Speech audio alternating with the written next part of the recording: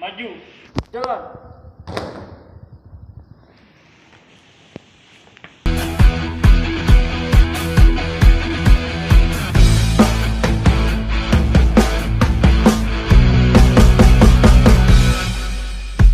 Bukan saatnya melihat perbedaan, tapi harusnya kita satukan tekad menuju masa depan. Satunya Indonesia, bela negara tanpa pandang di mana kita. Praja muda karena pastilah bisa menjadi pemersatu budaya bangsa. Walau beda bahasa, tradisi, suku dan gaya, tapi tetap kita ikat tulistiwa.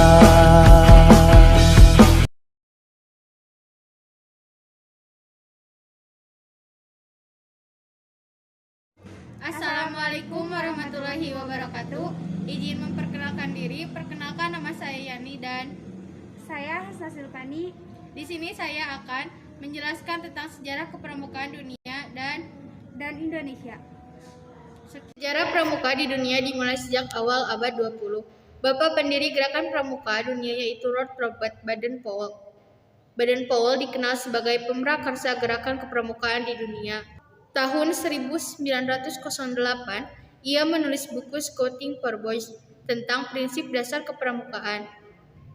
Buku tersebut menjadi cikal bakal lahirnya gerakan pramuka. Sejak itu, kian banyak muncul organisasi kepramukaan. Gerakan pramuka tidak hanya dikenal di Inggris, tapi juga di negara-negara lain di dunia. Tahun 1912, muncul organisasi pramuka Great Guild yang didirikan dengan bantuan adik perempuan Baden-Powell yaitu Agnes. Organisasi kepramukaan perempuan ini kemudian dilanjutkan oleh istri Baden-Powell. Di tahun 1918, Powell mendirikan Roper Scout untuk kelompok remaja usia 17 tahun. Tahun 1922, Baden-Powell menerbitkan buku Ropering to Success atau Mengembara Menuju Sukses, menceritakan seorang pemuda yang terus mengayuh sampan hingga akhirnya menuju pantai bahagia. Pada tanggal 30 Juli sampai 8 Agustus 1920, untuk pertama kalinya diadakan Jambore Dunia. Kegiatan ini pertama diadakan di Olympia Hall London dengan dihadiri sekitar 800 anggota pramuka. Di acara itu, Baden-Powell dinobatkan sebagai Chief Scout of the World atau Bapak Pandu Sedunia. Masih pada waktu yang sama, dibentukkan Dewan Internasional Organisasi Pramuka yang beranggotakan 9 orang. Kota London ditetapkan sebagai kantor kesekretariatan Pramuka Sedunia, meski kemudian berpindah ke Ottawa, Kanada pada tahun 1958. Sejarah pramuka di Indonesia tidak terlepas dari gagasan Baden-Powell yang merupakan Bapak Pandu Sedunia yang sudah dijelaskan oleh rekan saya. Nah, pramuka dibawa oleh orang Belanda. Gagasan itu dibawa ke Hindu Belanda yang merupakan wilayah jajahannya. Lalu didirikanlah organisasi dengan nama NIVV atau Persatuan Pandu-Pandu Hindia Belanda. Melihat dan memperhatikan gerakan kepanduan tersebut, maka tokoh-tokoh gerakan nasional berniat untuk mendirikan Vadvris Pandu untuk anak bangsa dan kemudian muncullah Vanvis Indonesia seperti JVO, JJP,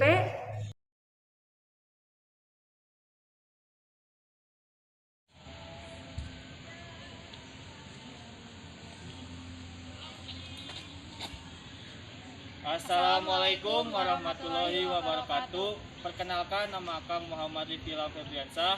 Perkenalkan, nama Teteh Cirasmawati. Di sini Akang dan Teteh akan menjelaskan tentang pengertian dan kegunaan dari semaput.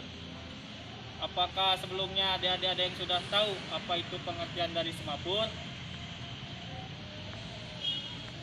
Jika belum ada yang tahu tentang pengertian semapur, semapur adalah cara mengirim dan menerima berita menggunakan bendera, tangan kosong, batang, dan sarung tangan. Kegunaan semapur adalah untuk berkomunikasi jarak jauh. Di sini Akang dan Teteh akan mempraktikkan abjad-abjad dari semapur. Untuk mengawali sebuah kata, kalian harus menyilangkan atau menggerakkan bendera semapur seperti ini. Secara 3 kali langsung ke abjadnya. Dari mulai huruf A, B, C, D, E, F, G, H, I, J, H, L, M, N. Apakah kalian dari huruf A sampai N sudah bisa memahaminya? Jika kalian sudah bisa memahami dari huruf A sampai N, lanjut ke huruf selanjutnya. O, P, Q, R, S, T, U, V, W, X, Y, Z. Setelah kalian memahami dari huruf A sampai Z, di sini Akang dan Teteh akan memperagakan cara berkomunikasi melalui sandi semapur. Di sini Akang akan menjadi peraga Dan Teteh akan menjadi pembaca.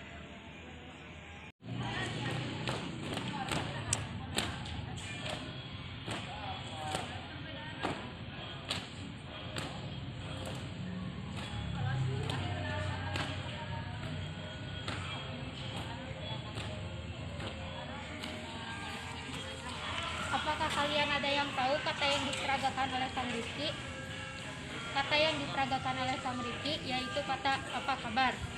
Lalu di sini Teteh akan menjawab dengan menggunakan semapur.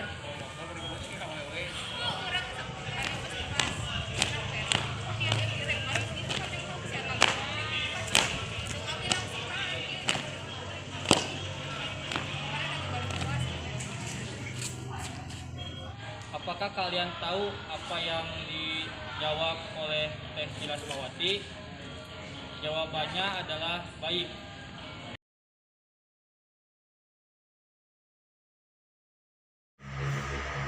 Assalamualaikum warahmatullahi wabarakatuh.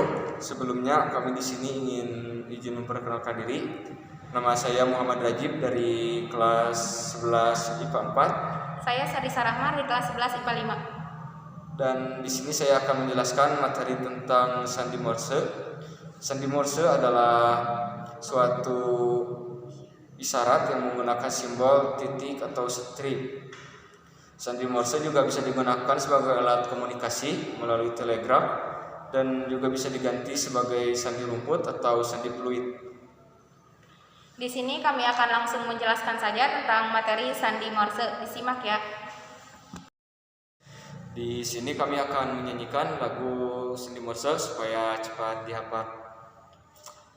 Ano Bonaparte coba-coba, dominan Ekuador Johan, golongan Himalaya iman jago loro, komando limona de motor nona, omono pertolongan kono karo, rasohe saratong uniform, persikaro winoto so sendero Yoshimoto Zoroaster.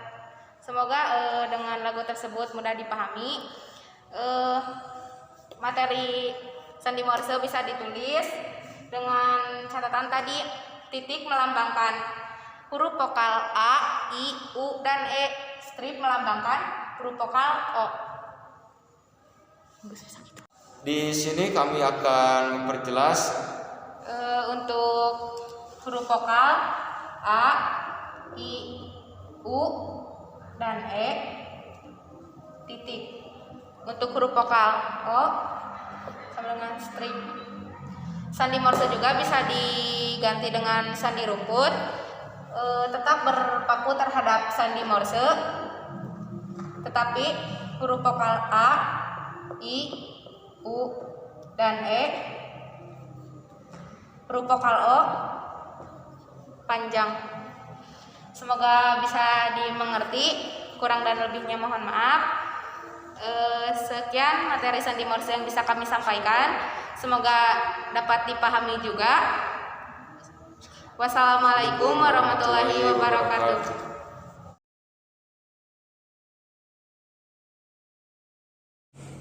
Assalamualaikum warahmatullahi wabarakatuh. Nama Kang Ampu dari kelas 11 IPA 1. Dan nama saya Jurai Panahwa dari kelas 11 IPA 7. Di sini kami akan menjelaskan tentang sandi kotak. Yang pertama adalah sandi kotak 1. Terdiri dari 9 kotak horizontal dan 4 kotak vertikal. Hurufnya dimulai dari A berurutan sampai huruf Z seperti di video. Dan setiap kotak terdiri dari 2 huruf.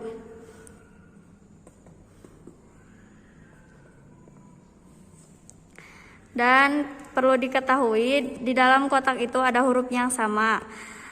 Cara membedakan huruf yang sama yaitu dengan menempatkan titik di setiap kotak. Seperti misalnya A seperti ini dan B ada titiknya.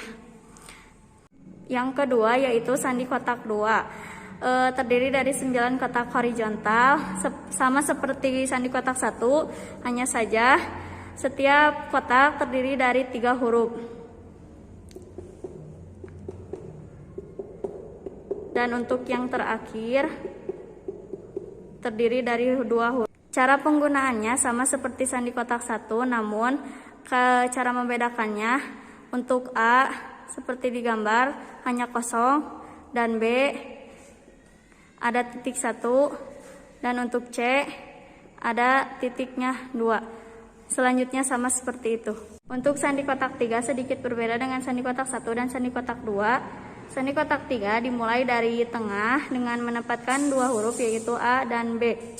Dengan membedakannya ada tanda titik 1. Dan untuk huruf C berada di kiri atas, huruf D di sampingnya, huruf E, F, G, H, I, dan seterusnya seperti itu sampai mengelilingi 360 derajat ke huruf C di bawah. Berikut contohnya untuk sandi kotak 1, 2, dan 3.